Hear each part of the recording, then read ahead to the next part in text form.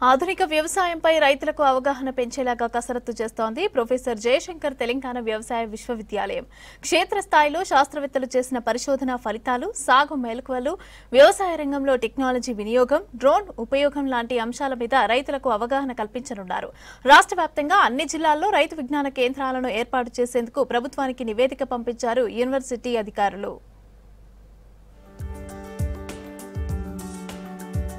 పంటల సాగులో ఆధునిక సాంకేతికతను అందుబాటులో ఉంచడంతో పాటు ప్రయోగాలు, ఆవిష్కరణల ఫలాలను రైతులకు అందించేందుకు జిల్లాకు రైతు విజ్ఞాన కేంద్రం స్థాపించాలని ప్రభుత్వం నిర్ణయించింది. ప్రొఫెసర్ జయశంకర్ తెలంగాణ వ్యవసాయ విశ్వవిద్యాలయం ఆర్వీకేలపై ప్రతిపాదనను సిద్ధం చేస్తోంది. రాష్ట్ర వ్యాప్తంగా 9 ఏరువాక కేంద్రాలు, 8 కృషి విజ్ఞాన కేంద్రాలు పనిచేస్తున్నాయి. వీటిలో పూర్తి స్థాయిలో సిబ్బంది లేక రైతులకు ఫలాలు అందడం లేదని విమర్శలున్నాయి. గత 10 ఏళ్ల కాలంలో పూర్తి స్థాయిలో రైతులకు సేవలు అందించలేకపోయాయనే ఆరోపణలు ఉన్నాయి.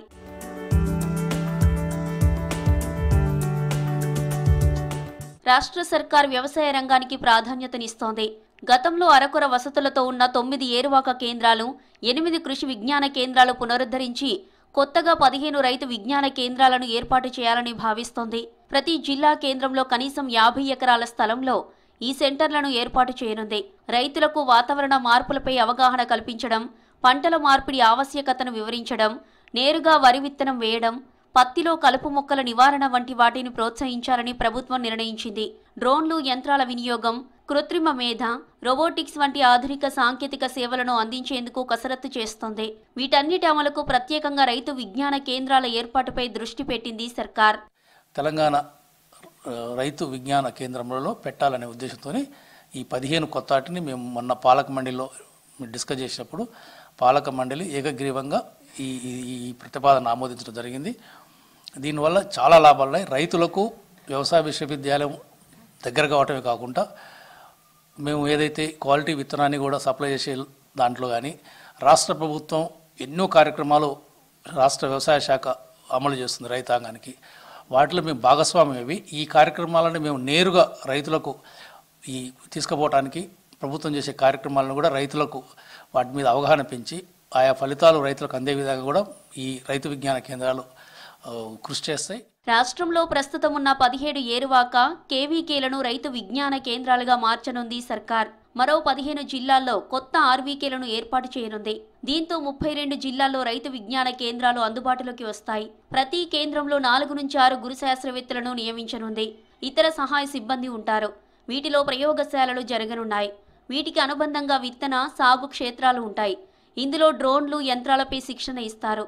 నిత్యం పరిశోధనలు, ప్రయోగాలకు, రైతు శిక్షణ కార్యక్రమాలకు అవకాశం కల్పిస్తారు అధికారులు. 15 జిల్లాలు ప్లస్ ఇప్పుడు ఆల్రెడీ ఉన్న 9 జిల్లాల్లో ఉన్న ఎక్కడైతే ఆ 40-50 ఎకరాల భూమి లేని ప్లేస్లలో కూడా రిక్వెస్ట్ చేసి ఎక్కడైనా గవర్నమెంట్ భూమి మంచి డిస్ట్రిక్ట్ హెడ్ క్వార్టర్లకు దగ్గర ఉంటే మంచిది.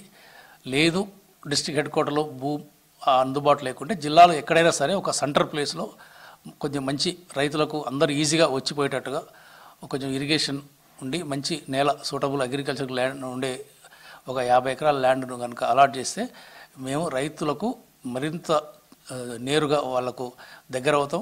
రైతుల ప్రభుత్వ కార్యక్రమాల్లో నేరుగా పాల్పంచుకుంటాం. ప్లస్ రైతు యొక్క ఈ వ్యవసాయ విజ్ఞానంపై కానీ నాణ్యమైన విత్తనాన్ని కూడా సరఫరా చేసే అవకాశం ఉంటుంది. రైతు విజ్ఞాన కేంద్రాలు అందుబాటులోకి వస్తే తమకు మరింత లాభం జరుగుతుందంటున్నారు అన్నదాతలు. పంటల సాగుపై మరిన్ని పరిశోధనలు జరగాల్సిన అవసరం ఉందంటున్నారు. రైతు విజ్ఞాన కేంద్రాలు ఏర్పాటు చేయాలన్న సర్కారు నిర్ణయంపై హర్షం వ్యక్తం చేస్తున్నారు.